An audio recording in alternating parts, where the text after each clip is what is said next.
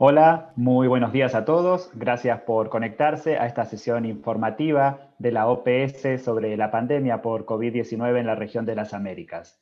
Soy Sebastián Oriel, del Departamento de Comunicación de la OPS, y esta sesión durará entre 45 minutos y una hora y estaremos tomando preguntas de ustedes hasta ese momento. Ya hemos recibido sus preguntas por correo electrónico y también podrán hacer preguntas a través del chat en el botón QIA. Les recordamos que siempre se identifiquen con su nombre y el medio de comunicación al enviarnos sus preguntas.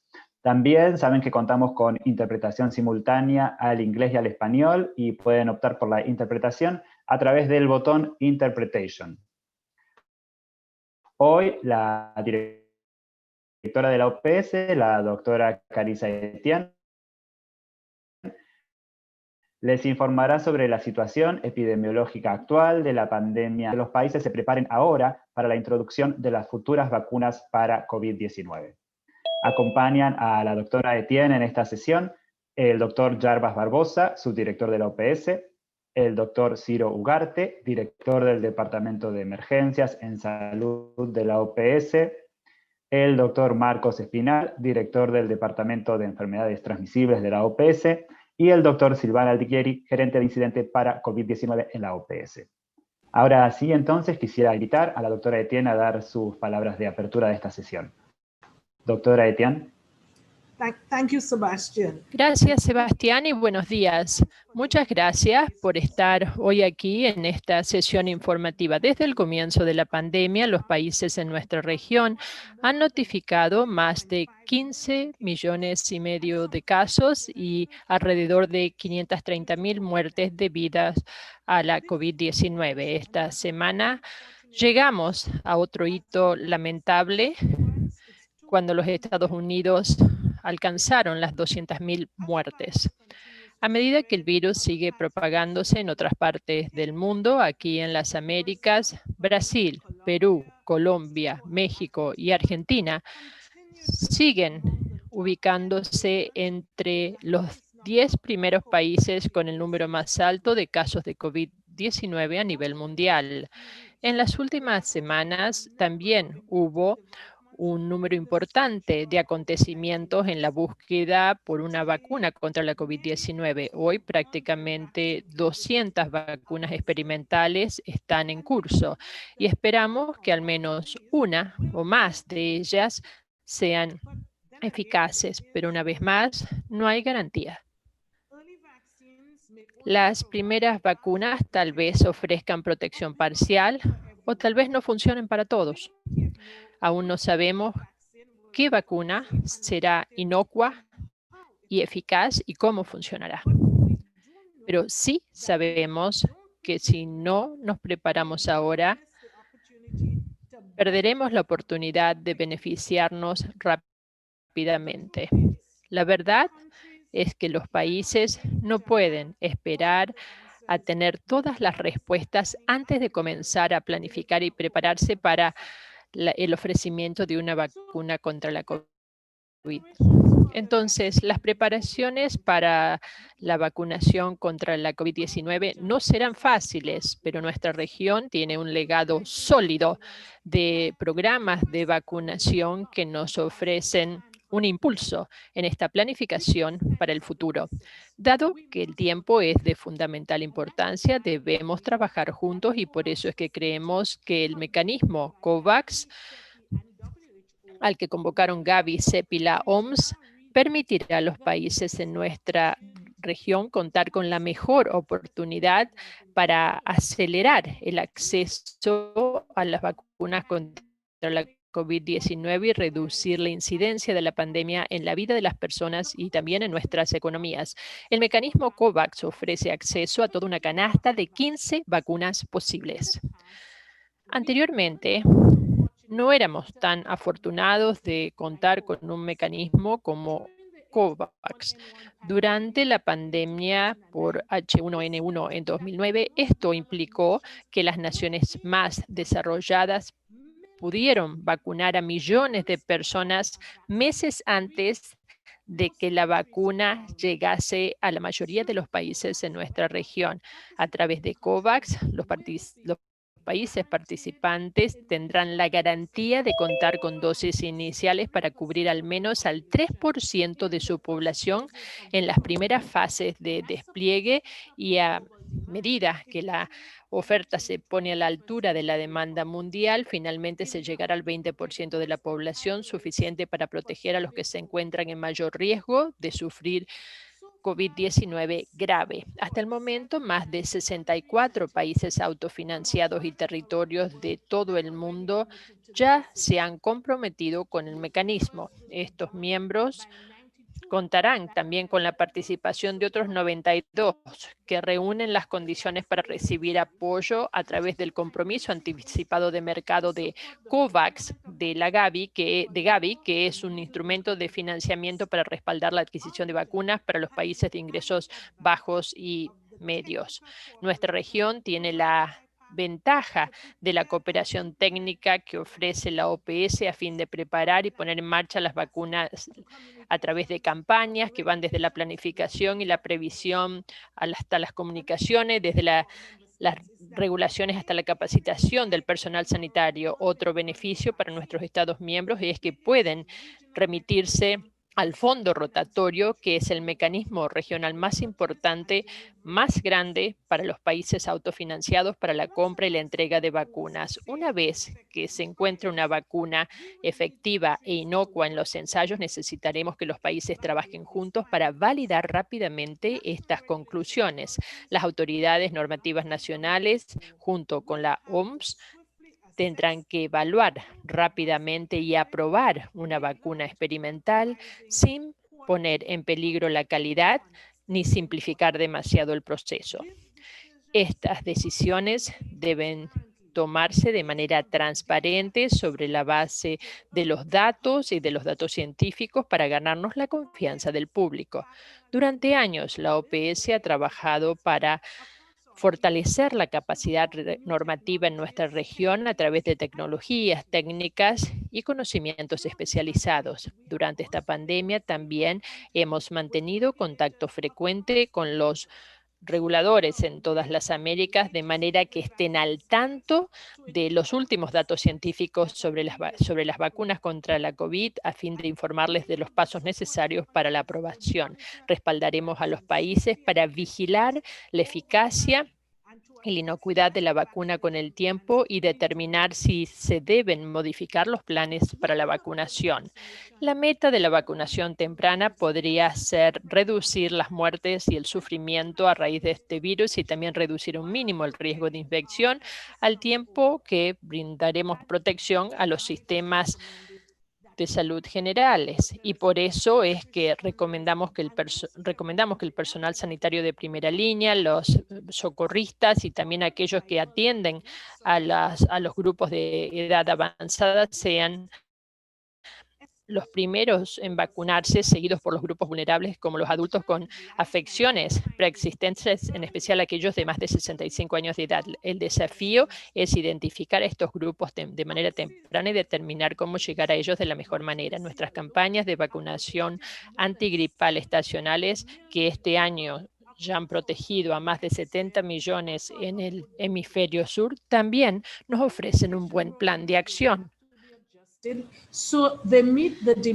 Deberemos modificar los programas de vacunación en respuesta a las demandas de la vacuna contra la COVID-19, al igual que se están ofreciendo servicios esenciales fuera de los entornos tradicionales. Las estrategias vacunales deben también diseñarse para reducir un mínimo la presión en nuestros consultorios y hospitales sin sacrificar la conveniencia y el acceso. A fin de asegurarnos de que los puntos de vacunación no estén abrumados, debemos asegurarnos también de que cuenten con los recursos, el personal y los equipos. También será importante establecer cronogramas para evitar demasiadas personas en el mismo lugar y mantener el distanciamiento social. El éxito de la vacunación también depende de cómo se comparte información. Los gobiernos deben ofrecer pautas claras sobre la vacuna y sus estrategias de vacunación a fin de lograr la confianza y reducir un mínimo la confusión. La mala información durante las actividades de vacunación cuesta vidas. Esperamos que los científicos descubran una vacuna efectiva que ofrezca protección duradera contra la COVID, pero tal vez lleve algunos intentos hasta llegar a la correcta. Pero incluso en este proceso se necesitará tiempo para vacunar a la gente. Este virus seguirá propagándose y la gente seguirá enfermándose, incluso durante el despliegue de la vacuna. Entonces, no podemos atar nuestra esperanza a las vacunas solamente. Como solemos verlo en la salud pública, no hay soluciones mágicas. Aún necesitaremos diagnóstico para identificar a aquellos que están enfermos y también tratamientos mejorados para atender a los que se enfermen. Seguiremos remitiéndonos a las medidas de salud pública tradicionales, como las pruebas, el rastreo de contactos y las cuarentenas para reducir un mínimo la propagación del virus. Y seguiremos también dependiendo de que la gente siga distanciándose socialmente, se lave las manos a frecuencia y utilice máscaras también en público para proteger a los demás para que no se enfermen. Permítanme en esta oportunidad instar a los países de todo el mundo a prepararse para una vacuna contra el coronavirus, pero también para permanecer con actitud realista, sabiendo que estas preparaciones no sustituyen todo lo demás que debemos hacer para salvar vidas hoy. Muchas gracias. Muchas gracias, doctora Etienne. Vamos a comenzar ahora con la sección de preguntas que hemos recibido por correo electrónico y en el chat. Recuerden que pueden hacer sus preguntas a través del botón que se llama Q&A y pueden hacerlas tanto en español como en inglés. Sí les pedimos que por favor se identifiquen con su nombre y el medio de comunicación. La primera pregunta en seguimiento a lo que acaba de hablar la doctora Etienne, varios periodistas nos han preguntado ¿cuántos países de las Américas se han sumado a COVAX? Doctora Etienne. Thanks for that question. Gracias por esta pregunta. Permítanme comenzar con lo siguiente. Una de las cosas importantes a tener en cuenta sobre una futura vacuna contra la COVID-19 es que en el caso de esta pandemia, nadie está seguro hasta que todos lo estén. Y si bien es normal que los líderes deseen proteger a sus propios pueblos primero, la respuesta debe ser colectiva. El mecanismo COVAX realmente es un esfuerzo mundial sin precedentes para garantizar que cuando se cuente con una vacuna, cada país del mundo tenga acceso a esta vacuna tan rápidamente como sea posible. Entonces, cuanto más países y territorios se sumen a esta iniciativa, mejor para todos. Como mencioné en mis comentarios, de acuerdo con la última información que ha sido suministrada por el mecanismo COVAX el 21 de septiembre, 156 países, entre ellos 64 países autofinanciados y 92 países que reúnen las condiciones para recibir apoyo financiero para adquirir la vacuna, enviaron su carta de intención para sumarse al mecanismo COVAX y se espera que otros más hagan lo propio. De las Américas, 13 países autofinanciados y territorios se han comprometido, entre ellos Argentina, las Bahamas, Belice, Bermuda, las Islas Caimán, Chile, Colombia, Panamá, Paraguay, Perú y Surinam, San Kitts y Nevis, Turcas y Caicos y Venezuela.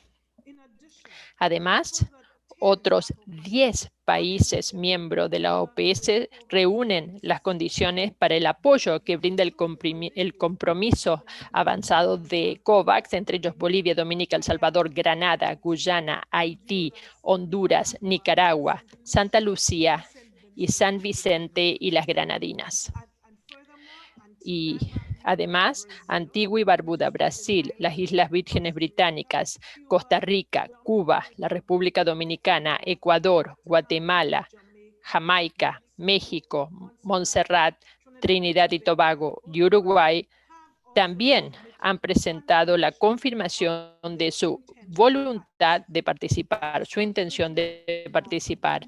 Estamos hablando de 13 países y territorios adicionales. Muchos países de nuestra región han expresado también interés en incorporarse a este sistema y han solicitado una prórroga a Gavi, con lo cual esperamos un alza de esta cifra en los próximos días y semanas, y yo creo que se trata de una respuesta muy positiva de los países de las Américas. Gracias. Gracias, doctora Etienne.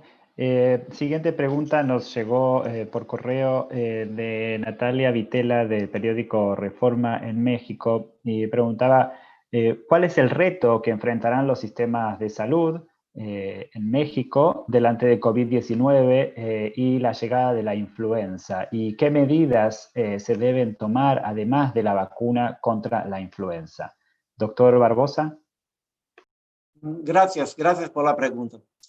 Mira, el riesgo que se tiene es de tener durante el periodo de la transmisión del virus de flu una doble carga sobre los servicios de salud, porque en general durante el invierno, que es la estación donde tenemos una mayor transmisión de influenza, los servicios de salud pueden tener ya una mayor presión de personas que buscan servicios de salud por la influenza o por las complicaciones después de un cuadro de influenza, como la neumonía bacteriana y otros.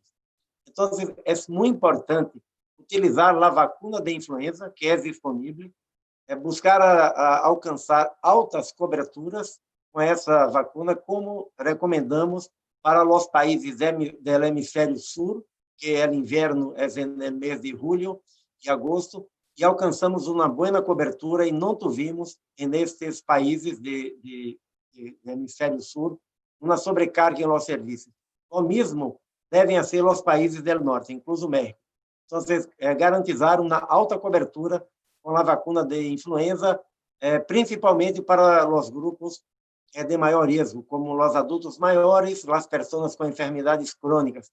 Também é importante manter as medidas que protegem contra a Covid, porque, como o vírus da influenza também é vírus de transmissão respiratória, medidas como o distanciamento físico, lavado de las manos, utilizar as mascarillas, cobrebocas, podem também proteger contra a transmissão da influenza. Gracias. Muchas gracias, doctor. La siguiente pregunta vino de Matías Loewi de Medscape en español, Argentina, y decía que en Argentina muchos familiares sienten que sus seres queridos con COVID fallecieron por sentirse solos, a veces durante semanas, en las unidades de emergencia. ¿La OPS alienta protocolos para que se puedan acompañar a estos pacientes, lo que aquí dice se ha llamado derecho a la despedida? Doctor Espinal. Muchas gracias, Matías, por la pregunta, la cual es muy importante. El deseo de estar con un ser querido cuando está enfermo o antes de morir es uno de los instintos humanos más profundos que puedan existir. Y eso hay que manejarlo con mucho cuidado y respeto. Ya en el curso de la pandemia ha habido experiencias de hospitales en Israel, en España, en Corea, en donde se ha permitido, bajo protocolos estrictos, que familiares muy cercanos puedan despedirse de sus seres queridos. Argentina ha sido innovadora en ese aspecto, y conocemos de la ley aprobada en la ciudad de Buenos Aires para permitir que familiares y seres queridos puedan decir adiós a sus enfermos. Pero esto hay que hacerlo bajo protocolos, y Argentina ha tomado esa acción, el uso de equipos de protección personal al familiar más cercano. El protocolo no incluye, por ejemplo, no se permite personas de más de 60 años o con condiciones que puedan llevar al COVID. Entonces, hay un balance en esto y es importante que cada país tome sus medidas, pero es permitido, siempre tomando en cuenta las medidas. mantener el distanciamiento social porque no hay que tocar a la persona ni nada.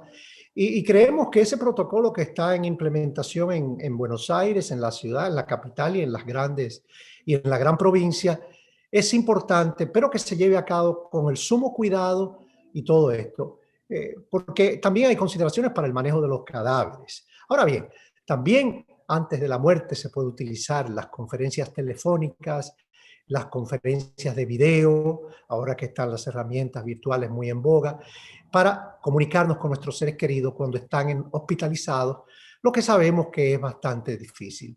Pero creemos que es posible y felicitamos a Argentina por ese protocolo, porque siempre que se haga con el debido cuidado y siguiendo las recomendaciones internacionales, puede permitirse, en la medida de las posibilidades, a los seres queridos despedirse.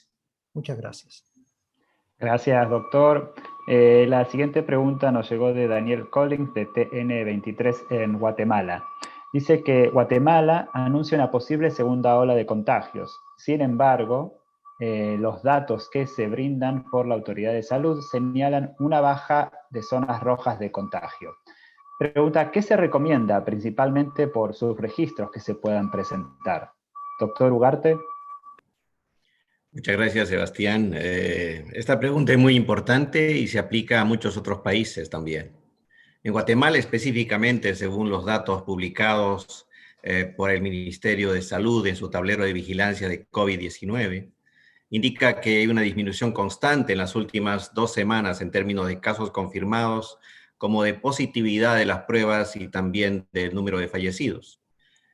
Además, la tasa de ocupación de cuidados intensivos se ha mantenido en 31% en general y cuidados intensivos en 50%.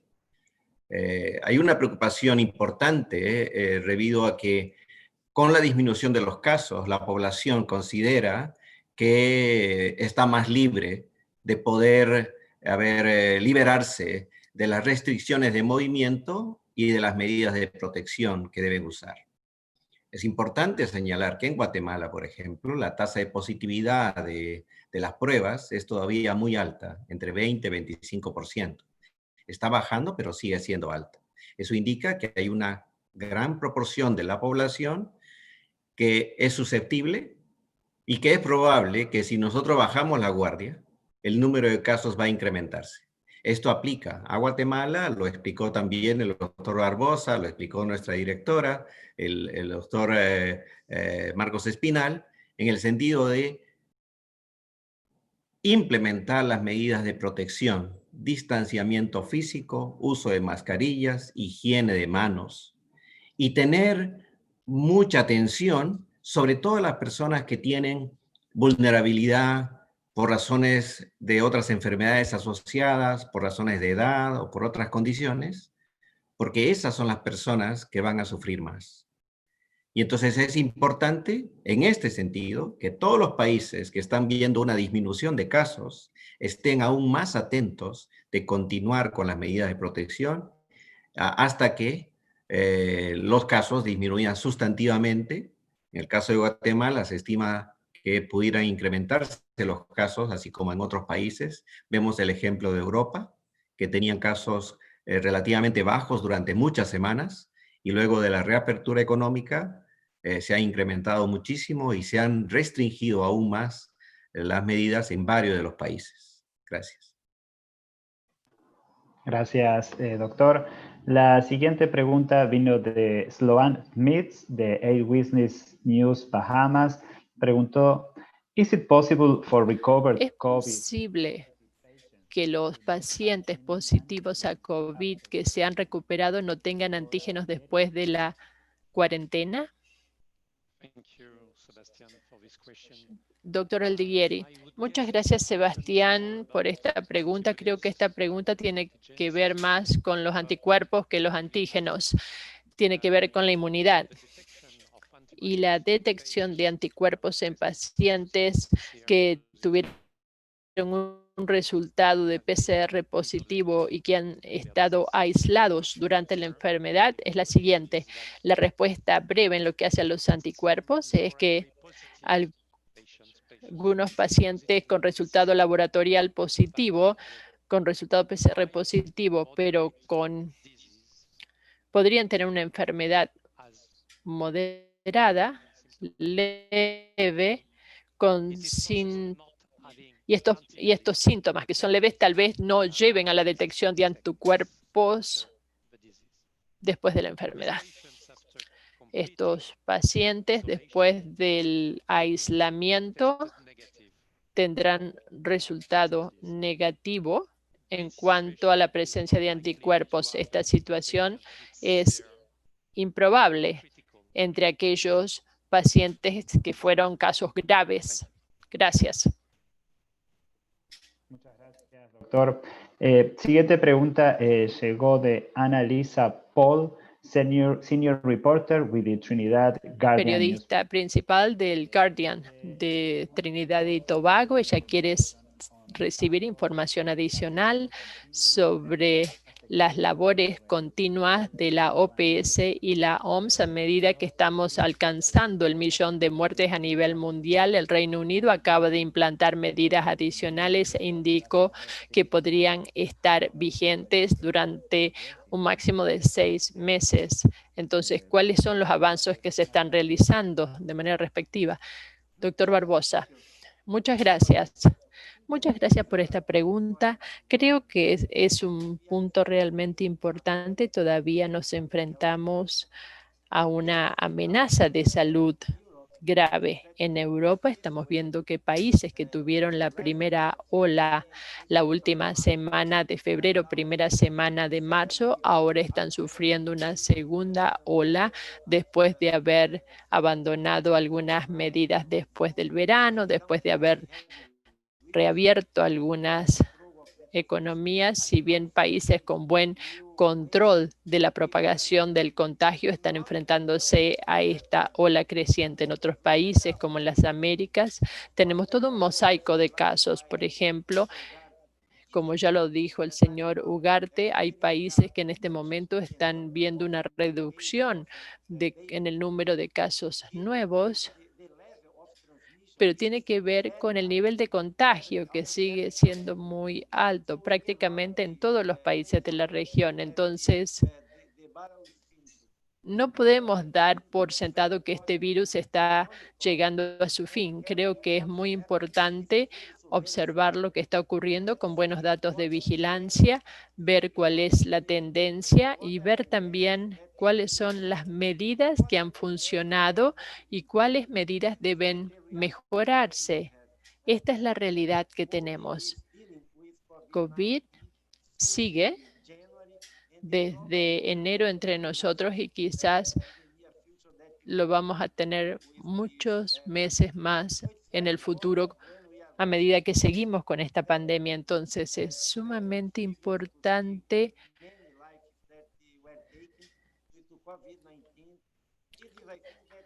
seguir con la vigilancia de estas cifras, de todas estas vidas que hemos perdido y recordar a todos los gobiernos, recordar a las sociedades que necesitamos colaborar más.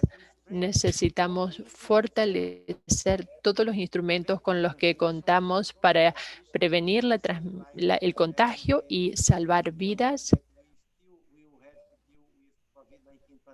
Pero todavía estamos con este tema de la pandemia. Muy bien. Tenemos varias preguntas vinculadas con Argentina. Una de ellas es de Juan Manuel Nievas, corresponsal en Argentina de la agencia Xinhua. Dice que Argentina se acerca a la temporada de verano con cada vez más casos y muertes por COVID-19 y sin definiciones sobre cómo será la actividad turística en el país.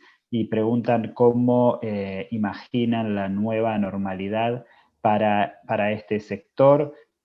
También quiere saber qué valoración hace la OPS sobre la cooperación entre China y los países de la región vinculada con la pandemia. Doctor Espinal. Sí, muchas gracias por la pregunta, Juan Manuel.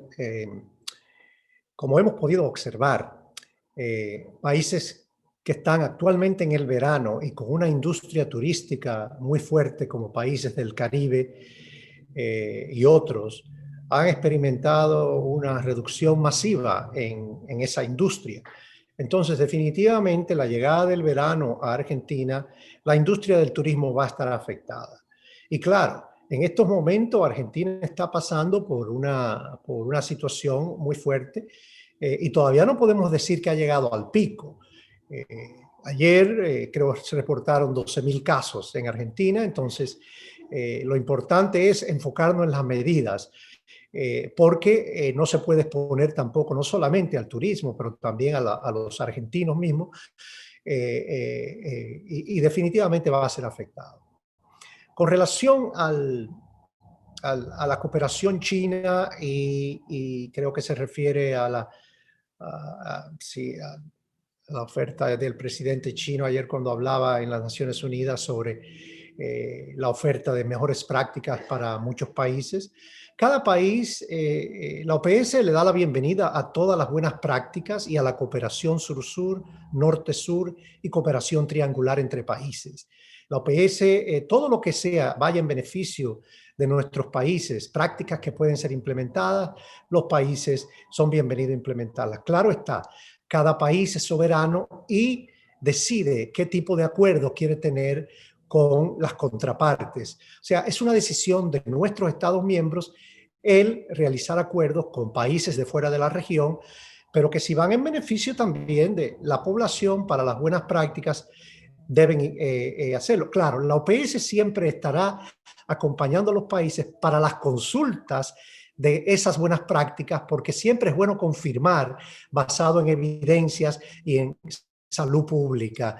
Por esto es que nuestras oficinas de país estarán siempre a la disposición de todos los países y nuestros gobiernos para servir de catalizador en esas consultas y acuerdos con otros países de la región, lo cual es bienvenido si son buenas prácticas. Muchas gracias.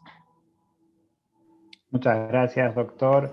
Siguiente pregunta nos llegó de Jerry Díaz de Catholic Media Guyana. Dice, two life-saving drugs dos fármacos que salvan la vida, Remdesivir y Tocilizumab, que se usan en la India. ¿Cómo se puede acelerar esta producción en otros países también? Doctora Ligueri. Gracias por esta pregunta de Guyana. Estamos hablando de dos clases diferentes de medicamentos, Remdesivir y Tocilizumab. Ambos fármacos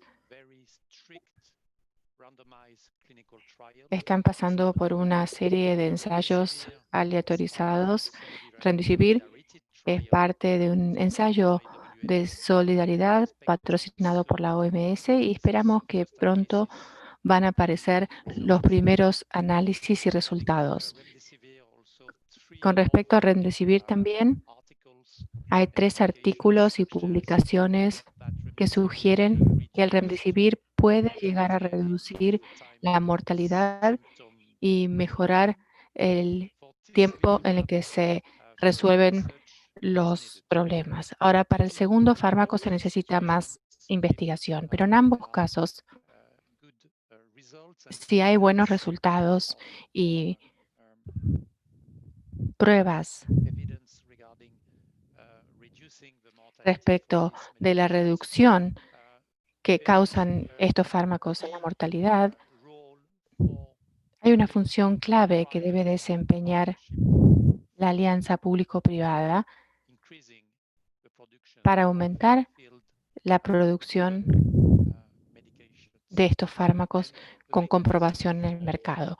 Y el mecanismo para catalizar estas alianzas público-privadas o APP ya existen y es parte del acelerador que está coordinado entre la OMS y con participación de otros socios y que tiene que ver con el acelerador de nuevo diagnóstico, nuevo tratamiento y vacunas. Gracias. Gracias, doctor. La siguiente pregunta es de Mariana de Barros, del Medio TV Venezuela. Dice, ¿se ha concretado o para cuándo se tiene previsto el envío de pruebas y material de bioseguridad hacia Venezuela? Y también quiere saber qué opina la OPS sobre el posible evento electoral del 6 de diciembre en la fase ascendente de casos por COVID en Venezuela. ¿Qué recomendaciones hace la OPS y si sería un riesgo? Doctor. Muchísimas gracias por la pregunta. La situación de disponibilidad de pruebas sigue siendo compleja y la compra de materiales y reactivos lo mismo. Es por eso que la OPS ha estado enviando a Venezuela y a muchos otros países más de cerca de 17 millones de pruebas y más de la mitad de esas han sido donadas. En el caso de Venezuela, se están utilizando los recursos que tenemos de varios proyectos, incluyendo los que provienen del acuerdo firmado entre el Ministerio de Salud y la Asamblea. Y en ese sentido, estamos enviando test para antígenos que provienen de Corea, que llegan los primeros días de octubre. Son 10 lectores y cartuchos para 170.000 pruebas. Y eso permitirá a Venezuela incrementar el número de pruebas diarias a 6.500 aproximadamente.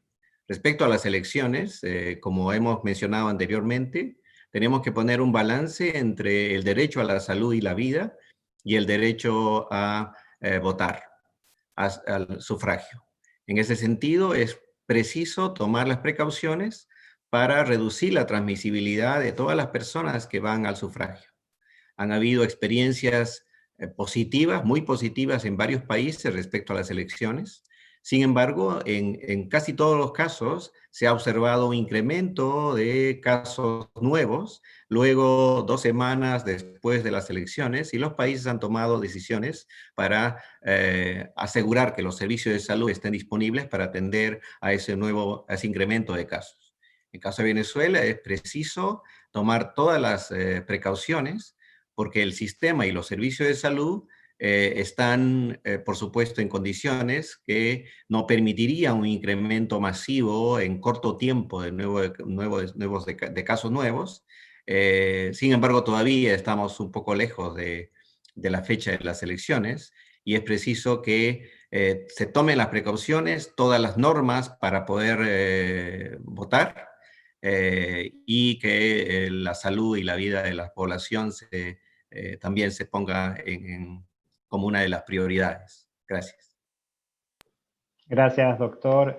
La siguiente pregunta vino de Lyudmila Chernova, corresponsal de Sputnik News. Quiere saber, how do you assess the current ¿Cómo situation? evalúan la situación actual con la COVID-19 en la región? ¿La situación está mejorando o empeorando? Y también habla de las segundas olas de contagio y cuáles son las principales inquietudes que tiene la OPS. Doctor Barbosa, bueno, gracias por la pregunta. Bueno, saben que es muy difícil resumir las situaciones tan diversas que se dan en los países de la región. Tenemos América del Norte, América Central, el Caribe, Sudamérica, que tienen situaciones muy diferentes. Pero cuando uno analiza, por ejemplo, América Latina,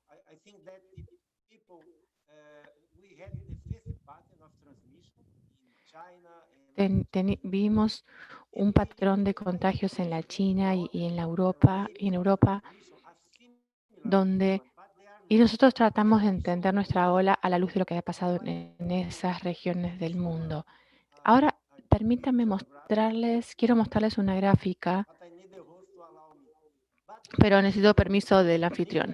En fin, en Italia, por ejemplo, o en Nueva York, aquí o en España, hubo un aumento muy rápido en la cantidad de casos. Entonces, se dio un patrón de V corta invertida, mientras que en América Latina la situación fue diferente. Los contagios empezaron más tarde, con lo cual tuvieron tiempo para implementar muchas medidas tendientes a reducir la velocidad de los contagios, pero a la vez, y probablemente por motivos de pobreza o la economía informal que reina en muchos de los países y otros determinantes socioeconómicos, no pudieron controlar los contagios. Entonces, cuando vemos la curva de América Latina es más como una mesa. Entonces, a pesar de que hay reducciones ahora, los niveles son todavía muy elevados, con lo cual tenemos que ver lo que está pasando, no solamente en cada país, e incluso dentro de cada país, por ejemplo, Estados Unidos, o en México, en Brasil, o Argentina, o Chile, para el caso, la situación es que hay una reducción general de los contagios en muchos de los estados o provincias, pero hay aumentos en otros. Entonces, lo importante es darle seguimiento a la situación y adaptar la estrategia en función de la situación de los niveles de contagio que hay. Entonces, si se ve que hay un nuevo aumento, hay que tomar medidas sumamente rápidas y tajantes para cortar este aumento y ver cómo se pueden implementar más medidas de distanciamiento social para bajar los contagios. Ravelo de Devex. Dice, more than 500,000 of the global death from Más de 500,000 de las muertes por la COVID-19 está en esta región. ¿Por qué estas cifras? Es por los sistemas de salud, escasez de equipo para los trabajadores o que se están enfermando mucho por las condiciones de salud. Doctor Espinal. Contesta la pregunta. Es una combinación de todo lo que ha dicho. Pero hay otros factores también. Nuestras economías también están maltratadas por esta epidemia. La economía informal es muy amplia en Latinoamérica. Tenemos ciudades muy urbanizadas, con cinturones de pobreza, donde es muy difícil también hacer el distanciamiento social.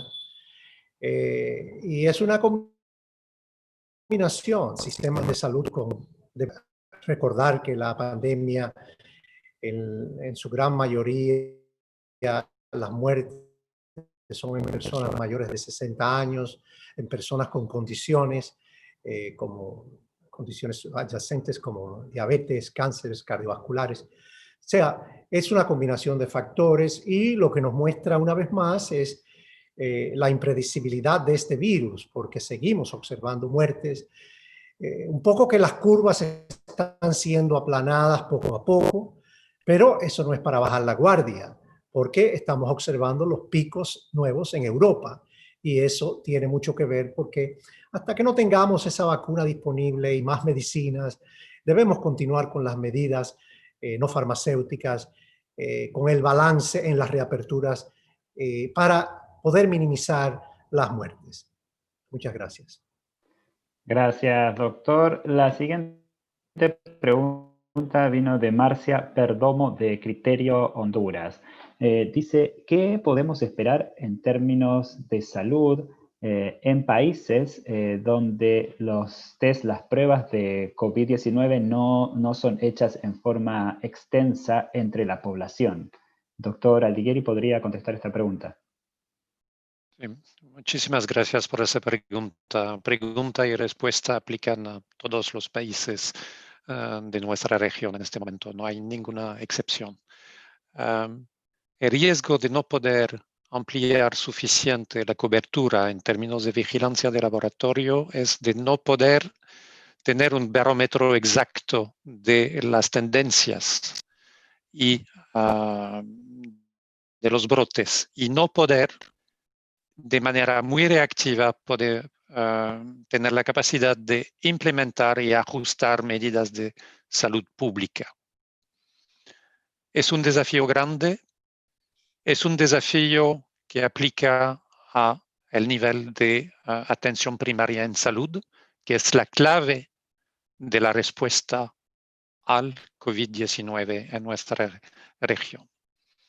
Tenemos luces, tenemos buenas noticias para una expansión de la red de laboratorio y complementar el estándar de oro que es el PCR, que conlleva una complejidad enorme en logística. Esa luz, este cambio de juego, game changer en inglés, es la introducción a nivel de atención primaria de pruebas basadas en detección de antígenos. El doctor Ciro Ugarte, cuando habló de la respuesta en Venezuela, mencionó este factor clave de la introducción de pruebas basadas en detección de antígeno. Es un cambio del último mes, es uno de los primeros cambios en la estrategia operativa que tenemos y todos los países tienen que en este momento poder agarrar esa oportunidad y hacer inversiones en compras de pruebas basadas en antígeno que complementa, no reemplaza, complementa perfectamente las redes existentes en pruebas basadas en PCR. Una limitante importante, esas pruebas aplican a pacientes con sintomatología. No son pruebas para aplicar a pacientes asintomáticos. Gracias por la pregunta y espero haber dado orientaciones sobre este tema. Cambio. Gracias, doctor. La siguiente pregunta nos llegó de Scott Smith, corresponsal de AP. Dice, what countries have struggled the most to provide ¿Qué países han tenido más problemas para poder atender la cantidad de pacientes que sufren de coronavirus? Y también, ¿cuál es el impacto que tiene la escasez de doctores en estos países para suplir las necesidades de los ciudadanos con coronavirus? Doctor Ugarte. Thank you, Scott, for your question because it Gracias, applies. Sebastián, y gracias por la pregunta porque rige para muchos países esta pregunta. De hecho, muchos países del mundo, tanto con sistemas de salud desarrollados como en desarrollo, han luchado por tener la cantidad suficiente de recursos humanos para suplir las necesidades de los pacientes. Esto revistió más importancia, por supuesto, en los países en los que la gestión de recursos humanos no estaba tan avanzada y no contaban con suficientes doctores, enfermeros, etcétera. Y durante los primeros meses de la pandemia por la COVID-19, hubo un aumento marcado en la cantidad de casos, sobre todo que necesitaban atención crítica. Y esos doctores, enfermeros, técnicos y otros no estaban a disposición de los pacientes, con lo cual los países tuvieron que aumentar su capacidad de atención crítica y muchos de esos países sintieron las brechas en muchos sentidos. Por ejemplo, tuvieron que transferir personal de otros servicios o con el cambio de turnos y tomar medidas ejecutivas para contratar a más personal. También aceleraron la graduación de los alumnos estudiantes de medicina, también la contratación temporaria de trabajadores de la salud e incluso otorgar licencias a doctores extranjeros. Y con eso los países pudieron ampliar sus capacidades, pero como habrán notado, en esos meses la cantidad de muertes era muy elevada, porque la disponibilidad de unidades de terapia intensiva no era la suficiente cuando más se necesitaba. Ahora se ve que la cantidad de muertes en proporción están reduciendo, aunque quisiera resaltar que en los últimos 7 días la región de las Américas notificaron un 52% de todas las nuevas muertes del mundo. Entonces, eso también explica por qué tenemos que continuar ampliando los sistemas de salud. Y esto también obviamente tiene un efecto en la demora e incluso suspensión de otros servicios. Estamos hablando de la COVID-19, pero tenemos que hablar también de muchos otros factores, con lo cual es un desafío enorme para los pacientes que no sufren de COVID poder llegar a los hospitales para recibir la atención adecuada. Y esto también es un llamado para fortalecer los servicios de salud, sobre todo a nivel del primario de la salud, y también para garantizar que las inversiones en los servicios de salud sea fuerte ahora y en el futuro próximo cercano. Y esto lo estamos viendo sobre todo porque muchos otros servicios esenciales de salud se suspendieron como consecuencia de no tener suficientes recursos humanos para la salud. Gracias. Siguiente pregunta nos llegó de Melina Ochoa de 1TV en México y pregunta, ante los rebrotes de COVID-19 en Europa, ¿la OPS prevé que haya rebrote en México y para qué mes pudiera ocurrir? Otros periodistas también preguntan por segundas olas en sus países, por los picos, qué se puede esperar, si es posible prevenir estas situaciones. Doctor Barbosa, ¿podría contestar? Não, graças por la pregunta. Primeiro, déjame hablar um pouco sobre isso de las olas. Eu creio que se podem ver lá em la pantalla, aqui temos uma curva que é de Itália, pero é quase a mesma para Espanha, para Nova York. O que passa aqui? Empieza muito rápido a transmissão, ao final de fevereiro. Se tomam as medidas de distanciamento social, se tomam as medidas de lockdown, as medidas são muito efetivas e em 3, 4 semanas já empieza uma diminuição muito sostenida. Depois, a transmissão segue muito baixa e agora empieza já o que se está chamando na segunda ola. Isso é mais forte em países como Reino Unido ou Espanha. Pero essa é uma situação. Aqui temos Peru. Peru poderia ser qualquer país da América Latina. A curva é diferente. A transmissão empieza muito mais despacio, porque os países tiveram tempo e adotaram as medidas que foram capazes de reduzir a transmissão. Então, com algumas exceções que tivemos em América Latina, como Manaus, em Brasil, ou Guayaquil, em Quito, mas na grande maioria dos países foi esse tipo de transmissão. Empieza mais despacio, não tem aquela explosão de casos que se verificou em Europa ou em Nova York, mas a transmissão segue por um período muito largo, ou seja, por la pobreza e também por la informalidade da economia, as medidas de distanciamento social que foram adotadas foram importantes para diminuir a transmissão, para aplanar a curva, mas não foram efetivas, todavia, para reduzir a curva. Então, é seguro que, nessa situação, é importante manter todos os cuidados e manter as ações para reduzir a transmissão, para controlar a transmissão. E seguro que, em países como o México, onde se observam as 2 ou 3 semanas, assim como em Brasil e outros países da América Latina, uma tendência de redução, como já chamamos a atenção, o nível de transmissão, todavia, é muito elevado. A transmissão não está controlada, há que manter todas as medidas, verificar, monitorear as cidades, as províncias, os estados, porque ter novos brotes, sim, é possível, e os países da Europa, de novo, estão, eu creio que ensinando bem a nós outros que é possível. E aí temos que estar muito preparados em os locais onde a transmissão já está controlada. Gracias. Gracias, doctor. La próxima pregunta en el chat vino de Marina Teodoro Machado, de Terra, en Brasil. Es sobre self-medication. Dice, self-medication...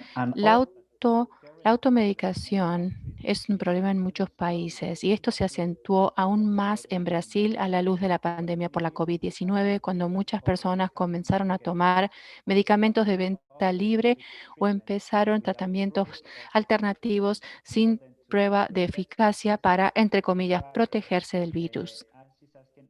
Y pregunta, ¿qué opina la organización de este fenómeno? Doctor Espinal. Muchas gracias por esa pregunta tan importante. La perspectiva y la opinión de la organización es que la automedicación no se recomienda. No hay medicamentos que estén plenamente aprobados para protegerse de la COVID, ni vacunas tampoco para el caso. Estamos hablando de medicamentos ahora, pero antes de automedicarse, la gente debería comunicarse con sus médicos, hospitales y consultar los sitios web del Ministerio de Salud local para ver si hay alguna recomendación. Pero por ahora no hay ninguna, con la excepción de 1 o 2 medicamentos que se utilizan solamente en el contexto hospitalario para personas que están gravemente afectadas por la COVID y que están en estadios muy avanzados. Pero este medicamento tiene muchas limitaciones, como digo, en el contexto hospitalario y más específicamente en terapia intensiva. Entonces, cuando se estudia un medicamento y se publiquen los datos, la organización va a ser la primera en recomendar cualquier medicamento nuevo que sea eficaz. Pero por el momento, la organización no recomienda la automedicación. Ahora, para fines humanitarios de emergencia, hay protocolos y recomendaciones que los gobiernos tienen que analizar y en ese sentido la OPS también tiene recomendaciones al igual que la OMS, pero por el momento, reitero, no hay ningún medicamento que esté aprobado para la COVID, con la excepción, como digo, de en el contexto hospitalario, pero no recomienda la automedicación. Gracias. Ya al final de este media briefing, de esta sesión informativa. Y otra pregunta que nos ha llegado de Alberto Cabezas dice, ¿Es prudente dejar las fronteras cerradas en la región? ¿Qué medidas recomiendan para evitar el contagio por COVID-19 entre las poblaciones migrantes? Doctora Etienne. Bueno, gracias por esta pregunta tan importante para la región. Como sabemos, varios países de América Latina y el Caribe tienen poblaciones migrantes importantes, sobre todo en la frontera con Venezuela. En las últimas semanas hubo aumentos marcados en la cantidad de casos notificados de COVID-19 en algunas zonas fronterizas, y esto resalta que las poblaciones migrantes son particularmente vulnerables al contagio. También se han notificado grandes cantidades de migrantes que regresan a sus países de origen. Pero lo que es clave es que independientemente de que un migrante permanezca en un país o regrese a otro, tienen que tener acceso a pruebas y a tratamiento, así como apoyo para respetar las medidas de salud pública que se implementaron para prevenir justamente la transmisión comunitaria. Los países también deben garantizar que las personas que están enfermas o que se sospeche que están enfermas de COVID, así como sus contactos, se identifiquen con rapidez y se aísle para reducir al mínimo las posibilidades de contagio a otros, independientemente del lugar donde vivan. Y esto es importante. Para apoyar a los países, la OPS ha elaborado guías para las autoridades nacionales sobre la coordinación del retorno de migrantes transfronterizos, lo cual resalta la necesidad de capacitar al personal, mantener la distancia física, identificar a los migrantes que están más en riesgo de contraer la enfermedad de manera grave y, más importante, la colaboración transfronteriza. Yo periódicamente resalto el espíritu de la solidaridad que caracteriza a nuestra región. Pero cuando se trata de los migrantes, ejercer esta solidaridad es absolutamente vital para reducir los contagios, y los países deben continuar trabajando juntos para asegurar que todos tengan derecho a la salud. Muchas gracias por acompañarnos nuevamente esta semana. Muchas gracias a todos por participar de esta sesión. En breve vamos a compartirles las palabras de la directora, así como la grabación de esta sesión. Les informamos también que el próximo miércoles no tendremos esta sesión de informativa, dado que esta semana se estará realizando el Consejo Directivo de la OPS y les estaremos enviando más información sobre eso, y retomaremos esta sesión de prensa el miércoles siguiente, el 7 de octubre. Así que muchísimas gracias por acompañarnos hoy. Recuerden que también toda la información sobre la respuesta del coronavirus en la región y los datos sobre casos y fallecimientos pueden encontrarlos en la página web de la OPS. Muchas gracias nuevamente y que tengan un muy buen día. Saludos.